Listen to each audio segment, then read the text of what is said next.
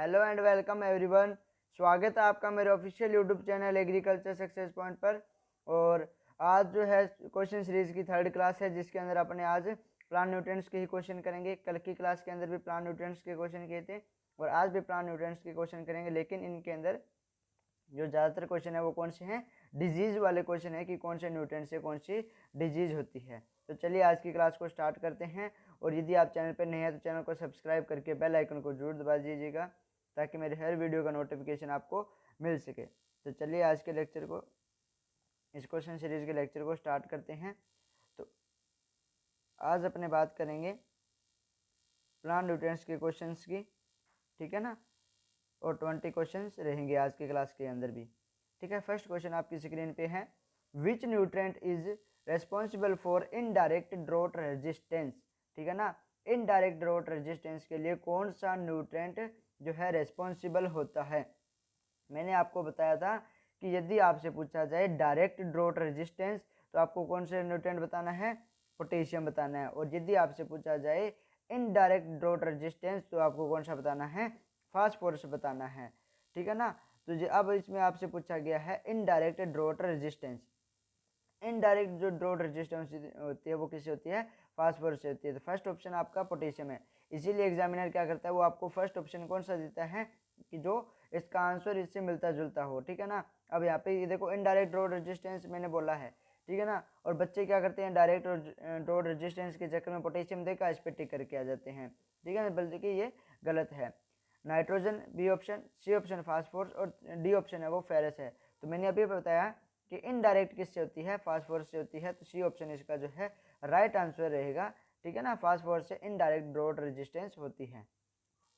Next question है second, sand drown disease in tobacco due to which nutrient deficiency. जो sand drown disease होती है तंबाकू के अंदर, वो कौन से न्यूट्रिएंट की डेफिशिएंसी से होती है। फर्स्ट ऑप्शन है फेरस, सेकंड ऑप्शन है जिंक, थर्ड ऑप्शन है मैग्नीशियम और फोर्थ ऑप्शन है मोलिब्डेनम। जो सैंड ड्राउन डिजीज होती है टोबैको के अंदर वो कौन सी होती है, मैग्नीशियम की डेफिशिएंसी से होती है, ठीक है ना। इसके बाद में आपका थर्ड नंबर क्वेश्चन आता है, which of the following crop is potassium luxury consumptive crops. इससे रिलेटेड कल क्वेश्चन आया था कि जो पोटेशियम है, सॉरी लग्जरी कंजप्टिव न्यूट्रिएंट कौन सा है, तो आप उन्हें बताया था कि पोटेशियम होता है। अब यहाँ पे क्या पूछा है कि which of the following crop is potassium luxury consumptive crops कौन से, मतलब जो एक लेवल से भी ज़्यादा पोटेशियम का यूज करते हैं वो कौन सी क्रॉप है। तो इसके अंदर आपका ए ऑप्शन है पोटैटो, बी ऑप्शन है शुगर केन, सी ऑप्शन है बनाना और डी ऑप्शन है ऑल ऑफ द अबव। जब मैंने पोटेशियम कराया था तो उसके अंदर मैंने ये पॉइंट लिखाया था कि ये क्रॉप जो है वो पोटेशियम लग्जरी कंजप्टिव क्रॉप्स होती है। तो उनके अंदर मैंने आपको पोटैटो भी लिखाया था, ठीक है, शुगर केन भी लिखाया था और बनाना भी लिखाया था। तो इसका राइट आंसर जो है वो कौन सा हो जाएगा, इसका जो राइट आंसर है वो हो जाएगा ऑल ऑफ द अबव, ठीक है ना।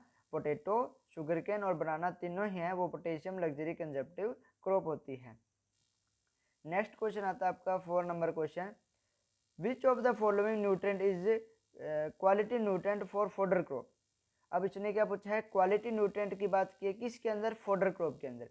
अब वही चीज़ अभी जो अपनों ने पढ़ा था फास्फोरस वाले में, डायरेक्ट और इनडायरेक्ट, वही क्वालिटी न्यूट्रिएंट की बात जब आती है डायरेक्ट सीधे आपसे क्वालिटी न्यूट्रिएंट पूछा जाए तो आप आंसर क्या दोगे, पोटेशियम दोगे, ठीक है ना। और यदि आपसे पूछा जाए फोडर क्रॉप, आगे आपको मेंशन कर दिया है कि फोडर क्रॉप के लिए हमें बताइए, तो फोडर क्रॉप के लिए कौन सा न्यूट्रिएंट होता है, तो फोडर क्रॉप और वेजिटेबल जो क्रॉप होती है उनके लिए नाइट्रोजन होता है, ठीक है ना। तो इसका क्वेश्चन में क्या पूछा है कि जो क्वालिटी न्यूट्रिएंट बताइए किसके लिए, फोडर क्रॉप के लिए। तो ए ऑप्शन आपका potassium, B option phosphorus, C option nitrogen और डी ऑप्शन है आपका सल्फर। तो राइट आंसर कौन सा रहेगा इसका, राइट आंसर रहेगा सी ऑप्शन, नाइट्रोजन है वो फोडर क्रॉप के अंदर क्वालिटी न्यूट्रिएंट माना जाता है।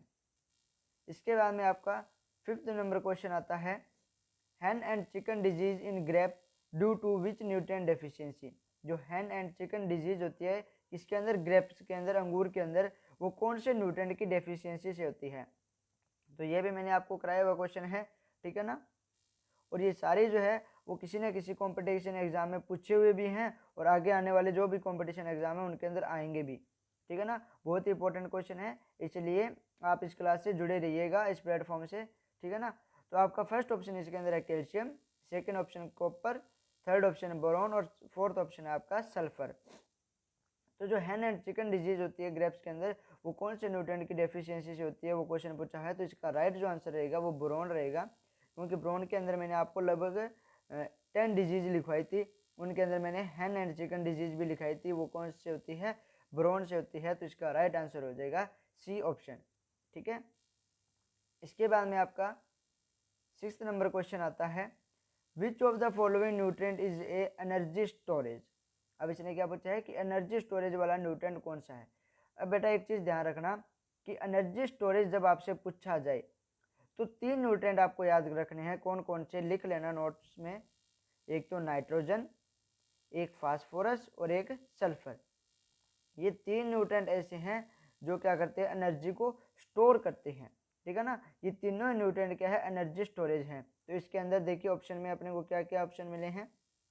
ए ऑप्शन है आपका नाइट्रोजन, बी ऑप्शन है सल्फर, सी ऑप्शन है बोरॉन और डी ऑप्शन आपका बोथ ए एंड बी। तो अभी मैंने बताया ना कि नाइट्रोजन और सल्फर इसके अंदर आए हैं, ये दोनों क्या है, एनर्जी स्टोरेज है। तो इसका राइट आंसर क्या हो जाएगा आपका, जो डी ऑप्शन है वो हो जाएगा right answer. Both A and B, nitrogen और सल्फर दोनों ही क्या है, एनर्जी स्टोरेज न्यूट्रिएंट है। नेक्स्ट क्वेश्चन की बात करता हूँ, 7 number question, little leaf disease in apple due to which nutrient deficiency. जो लिटिल लीफ होती है एप्पल के अंदर, वो कौन से न्यूट्रिएंट की डेफिशिएंसी से होती है। तो यहाँ पर भी मैंने आपको एक नोट लगाकर पॉइंट लिखाया था कि जितनी भी लिटिल लीफ डिजीज हैं, ठीक है ना, वो किससे होती है, तो वो होती है आपके जिंक की डेफिशिएंसी से। ठीक है ना, किसकी डेफिशिएंसी से, जिंक की डेफिशिएंसी से होती है जितनी भी लिटिल लीफ डिजीज है। और एग्जामिनर ने देखो मैंने जो क्वेश्चन बनाया है वैसे एग्जाम के अंदर आपका आता है, वो क्या करता है, फर्स्ट ऑप्शन ही आपको जिंक देता है। लेकिन मैंने लिखाया था कि एक एक्सेप्शन है, कौन है, कि जो आपका एप्पल होता है, एप्पल के अंदर जो लिटिल लीफ डिजीज होती है वो जिंक से नहीं होती है, वो किस से होती है, तो वो जो लिटिल लीफ होती है वो होती है आपकी कॉपर से। ठीक है ना, वो किससे होती है, आपकी कॉपर जो होता है उससे होती है लिटिल लीफ डिजीज। ठीक है ना, तो आपको ये चीज़ें जो है एग्जाम के अंदर सबसे ज़्यादा क्वेश्चन पूछे जाने वाले क्वेश्चन है, तो इनको बेटा आप ध्यान से पढ़ लेना कि जितनी भी लिटिल लीफ डिजीज है वो आपकी किससे होती है, जिंक से होती है। और सॉरी, एक मैंने एक गलत चीज़ बता दी, अब इसको रफ कर देते हैं, कॉपर से नहीं होती एप्पल के अंदर, अपवाद एप्पल नहीं है। ठीक है ना, इस पॉइंट को दोबारा से सुन लेना कि जितनी भी लिटिल लीफ डिजीज है वो जिंक से होती है, लेकिन जो एप्पल के अंदर होती है वो किससे होती है, एप्पल के अंदर होती है वो होती है आपकी मैग्नीज से। मुझे भी इसके अंदर बहुत डाउट रहता है मैग्नीज और कॉपर में, क्योंकि मैंने जो ट्रिक से याद किया वो ऐसे याद किया है, बेफी मन कूजन मोकलनी। ठीक है ना, तो उस हिसाब से मेरे को लगा कि जिंक से पहले कॉपर आता तो वो है। ठीक है ना, तो याद रख लेना, यदि आपसे पूछा जाए एप्पल के अंदर तो वो किससे होती है, आपकी मैग्नीज से। और यदि आपसे पूछा जाए कोई भी अदर लिटिल लीफ डिजीज तो वो जिंक से होती हैं।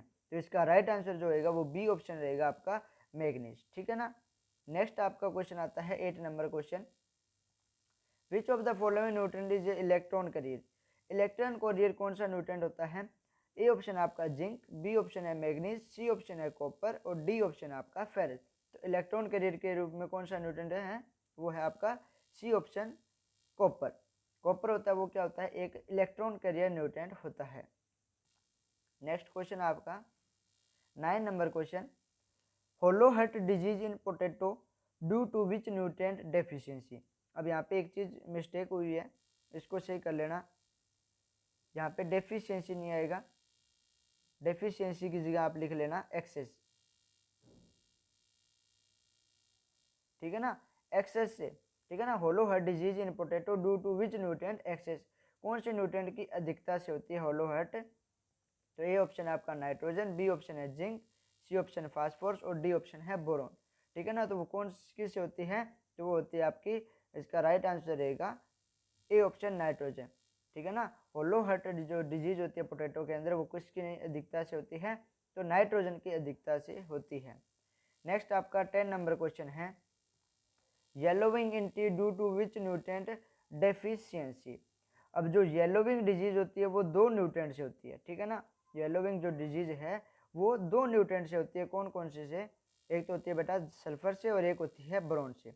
और अब देखिए क्वेश्चन कैसे है, ऑप्शन देखिए पहले, एक तो है कैल्शियम, बी ऑप्शन है आपका बोरोन, सी ऑप्शन है सल्फर और D option both B and C, मतलब बोरोन और सल्फर दोनों की बात कर ली। लेकिन क्वेश्चन को ध्यान से पढ़िए, इसने क्या पूछा है कि टी के अंदर मतलब चाय के अंदर जो येलोविंग डिजीज होती है वो कौन से न्यूट्रिएंट की डेफिशिएंसी से होती है। तो चाय के अंदर तो होती है आपकी सल्फर से, ठीक है। और यदि आपसे पूछा जाए लुसर्न, ठीक है ना, यदि रिजके की बात की जाए, लुसर्न की बात की जाए, तो लुसर्न के अंदर होती है बोरोन से, ठीक है। चाय के अंदर किससे होती है आपकी सल्फर से, और लुसर्न के अंदर होती है आपकी बोरोन से। तो क्वेश्चन में पूछा है टी से, तो इसका राइट आंसर जो है वो सी ऑप्शन रहेगा, सल्फर से येलोविंग डिजीज होती है चाय के अंदर। नेक्स्ट क्वेश्चन है आपका 11 number, interveinal chlorosis on new leaves due to which nutrient deficiency. जो इंटरवेनियल क्लोरोसिस होती है वो कौन से न्यूट्रिएंट की डेफिशिएंसी से होती है।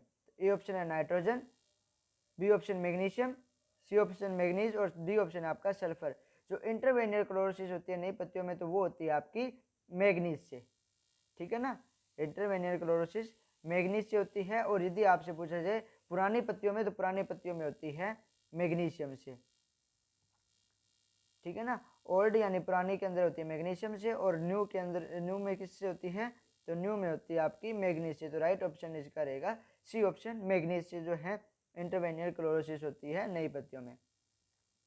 नेक्स्ट क्वेश्चन है chlorosis on new leaves due to which nutrient deficiency. अब यहाँ पे किसकी बात की है, क्लोरोसिस की बात की है, यानी पत्तियों का पीला होना, ठीक है। तो जो क्लोरोसिस डिजीज होती है वो दो न्यूट्रिएंट से होती है, एक तो नाइट्रोजन और एक सल्फर से, ठीक है ना। सल्फर से तो होती है न्यू लीव्स के अंदर, ठीक है, और नाइट्रोजन से होती है आपकी ओल्ड लीव्स के अंदर, ठीक है ना। तो इसके अंदर आपसे पूछा हुआ है कि जो ओल्ड न्यू लीव्स है, ठीक है ना, ये रहा, न्यू लीव्स के अंदर कौन से न्यूट्रिएंट से होती हैं, तो आपको राइट आंसर इसका बताना है डी ऑप्शन, सल्फर से जो है नई पत्तियों में होती है। और यदि यहाँ पे ऑप्शन क्वेश्चन में पूछा जाता ओल्ड लीव्स का, तो आप नाइट्रोजन पे टिक करते, ठीक है। इसके बाद में आपका नेक्स्ट क्वेश्चन है which of the following nutrient is a component of vitamin B12। इसने पूछा है कि जो विटामिन B12 होता है उसका कंपोनेंट कौन सा न्यूट्रिएंट है। तो फर्स्ट ऑप्शन आपका सिलिकॉन, बी ऑप्शन है आपका मैग्नीज और सी ऑप्शन है सोडियम और डी ऑप्शन है कोबाल्ट। तो जो विटामिन B12 का जो कंपोनेंट होता है वो होता है आपका कॉपर, ठीक है ना। तो इसका जो राइट आंसर रहेगा वो डी ऑप्शन रहेगा, जो कॉपर होता है वो किसका होता है, विटामिन B12 का कंपोनेंट होता है। नेक्स्ट आपका है 14 number question, which of the following is a component of nitrate reductase. Nitrate reductase का कंपोनेंट कौन सा है। तो नाइट्रेट रिडक्टेज का कंपोनेंट कौन सा होता है, ए ऑप्शन है आपका manganese, B option molybdenum, C option है आपका मैग्नीशियम और डी ऑप्शन है आपका नाइट्रोजन। तो जो नाइट्रेट रिडक्टेज होता है उसका कंपोनेंट होता है मोलिब्डेनम। तो राइट आंसर रहेगा आपका बी ऑप्शन। नेक्स्ट आपका आता है 15 number question, white tip in maize due to which nutrient deficiency. जो आपकी वाइट टिप होती है वो कौन से न्यूट्रिएंट की डेफिशिएंसी से होती है। तो याद रख लेना किससे होती है, वो होती है आपकी कॉपर से, ठीक है ना। और यदि आपसे पूछा जाए वाइट बड, ठीक है, क्या लिखा हो, वाइट बड, वाइट बड का जब नाम आए मेज के अंदर तो आपको बताना है जिंक, ठीक है। वाइट टिप का नाम आए तो आपको बताना है कॉपर, ठीक है ना। तो ये देखिए यहाँ पे व्हाइट टिप पूछा हुआ है तो कॉपर आ गया, और यदि व्हाइट बड पूछा जाए तो आपका जिंक आएगा। तो इसका राइट आंसर रहेगा डी ऑप्शन, जो कॉपर, ठीक है ना। नेक्स्ट क्वेश्चन आता है आपका 16 number, whiptail disease in cauliflower due to. जो विप्टेल डिजीज होती है वो कौन से न्यूट्रिएंट किससे होती है, ठीक है। ए ऑप्शन है आपका वायरस, बी ऑप्शन है बैक्टीरिया, सी ऑप्शन है फंगी और डी ऑप्शन है न्यूट्रेंट। तो विप्टेल डिजीज किससे होती है, न्यूट्रेंट से होती है, ठीक है ना। तो इसका राइट आंसर क्या रहेगा आपका, डी ऑप्शन रहेगा कि जो न्यूट्रेंट विप्टेल डिजीज होती है वो किससे होती है, न्यूट्रेंट से होती है, ना कि वायरस, बैक्टीरिया और फंगी से होती है, ठीक है।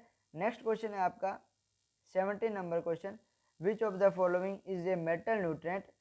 और इसकी मैंने आपको एक ट्रिक भी बताई थी, मेटल और नॉन मेटल की, ठीक है। ये तो मेटल और जो नॉन मेटल होते हैं उनके मैंने आपको एक ट्रिक से आपको याद कराए थे। न्यूट्रेंट का जब क्लासिफिकेशन पढ़ाया था तो मैंने कहा था कि जितने भी नेगेटिव न्यूट्रेंट होते हैं यानी केटाइन जो होते हैं, एनाइन, एनाइन है वो कौन से आते हैं आपके, नॉन मेटल होते हैं, और जितने भी कैटायन होते हैं वो सारे कौन से होते हैं, मेटल न्यूट्रेंट होते हैं। और इसने क्या पूछा है, मेटल न्यूट्रेंट। और नाइट्रोजन होता है वो किस फॉर्म में अवेलेबल फॉर्म है, इसकी क्या होती है, एक तो NO3- और एक NH4+, ठीक है ना। तो इसका राइट ऑप्शन, ये पहला ऑप्शन तो आपका गलत हो गया, नाइट्रोजन तो क्या आ गया, एनाइन आ गया, तो नॉन मेटल हो गया। फास्फोरस की बात करूँ तो ये किसके रूप में अवेलेबल होता है, आपका H2PO4- के रूप में, तो ये भी क्या आ गया, एनाइन, तो ये ऑप्शन भी आपका गलत हो गया। उसके बाद पोटेशियम है वो किसके रूप में अवेलेबल होता है, K+ के अंदर। और सल्फर जो होता है वो किसके रूप में होता है, SO4-2, ठीक है ना, ये भी एनाइन हो गया। तो इसका राइट आंसर जो है वो आपका रहेगा पोटेशियम वाला, ठीक है ना। राइट आंसर आपका क्या रहेगा, पोटेशियम वाला रहेगा। सी ऑप्शन जो है वो इसका राइट आंसर रहेगा। पोटेशियम से जो है, पोटेशियम जो है वो मेटल न्यूट्रेंट है, बाकी सारे कौन से हैं, नॉन मेटल है।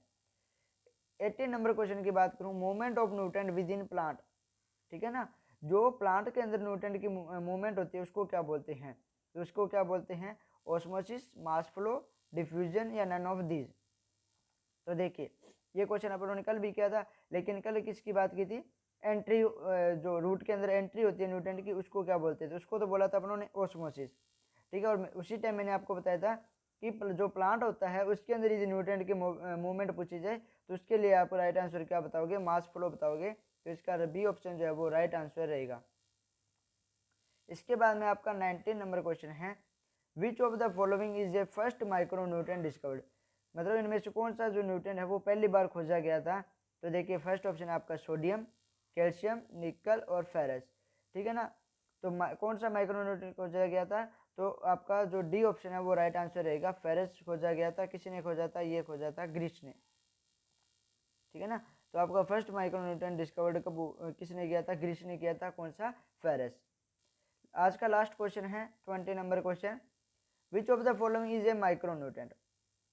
अब आप लोगों को लगेगा कि सर ये क्या क्वेश्चन लेके आए हो, बिल्कुल इजी सा क्वेश्चन है, लेकिन आपको मैं बता दूं ये RRBSO, यदि आप मेरी क्लास से लेते हो तो उसके अंदर भी मैंने ये क्वेश्चन कराया, वहीं पे मैंने बताया था RRBSO के अंदर भी आया हुआ है, और आपका IBPS AFO के अंदर भी आया हुआ है, और AFO के अंदर तो 3 बार क्वेश्चन आया हुआ है ये, और RRBSO के अंदर 1 बार आया हुआ है। तो देखिए ये इजी सा क्वेश्चन भी, इतने बड़े ये हाई लेवल के क्वेश्चन कंपटीशन एग्जाम है एग्रीकल्चर के अंदर, बहुत बढ़िया पे स्केल वाले, ठीक है ना।